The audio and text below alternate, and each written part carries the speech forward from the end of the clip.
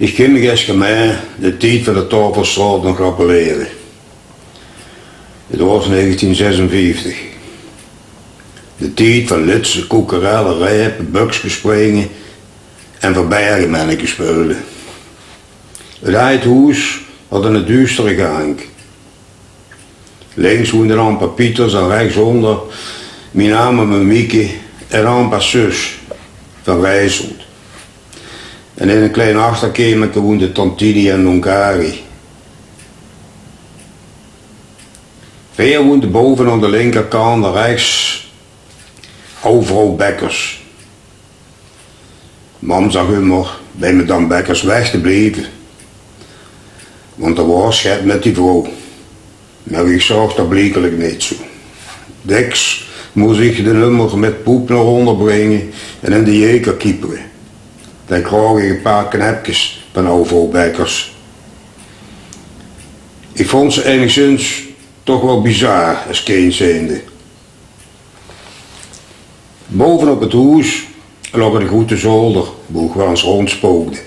En in 1956 met Ampa zus uit de zoldervenster keek naar de brand ergens was uitgebroken. En ik rappeleer me ook dat ik knijnt zat. Die zat in een appelsinenkist achter op de stijweg. En ik met kliezeuken en die biesjes verzorgen. Maar dan, zo rond Kerstmis of Pasen, hongen ze aan de draad op het blijk van een vuilendoen. Dat was het werk van zus. Maar er deed het gelukkig met kunstvierigheid. Maar ook zo was het leven. Want we hadden een knieën in het zoer of kaafvlees op de tafel.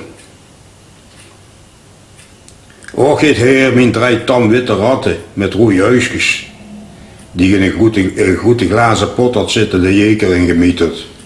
Gewoon toen een jaar of 7 of 8. En het was Jenke, snotselen lang. Ja, miljarden zus. Maar hij zorgde goed voor Ama, die 10 jaar ouder was. Een slechte been. Later deed hij de commissies, de was en schelde de heerappelen. Zus was ook nog eens jaloers. Want hij is in de zomer Ama wel eens in het venster lag en de oude grades. Hij deed een paar huizen wij woonden bij haar aan de venster stond, dan zag zus tegen die hem te klipseren. Boete dat was gratis in een communist en zus in een socialist. Wat toen een zwoer belooie betekende schijnde te hebben. Er waren alle 2 van de goeie. Zus schamde op de katholieke partij. En wie heel een keer gettevuil op had, goede even uit zijn zedeleer met zijn sloef op de televisie. Die hadden ze toen pas. En er was een van die katholieke volkspartijen aan het cijferen over de kerk en eerlijkheid. Dat was hem get te vuil. En dan maakte hem voes en jengde. En het prumke sap leep hem dan langs zijn kin. Zus, de woer socialist. Hoe zien die nog te vinden vandaag de dag? Het was een tijd dat ze gewerkt was. Als ik niet naar de kerk ging. Ik loop nog liever 20 kilometer per dag naar mijn werk op en neer dan naar de kerk te gaan. Dat er een zus van Rijsselt, die ook wel eens een smalle wordt genoemd.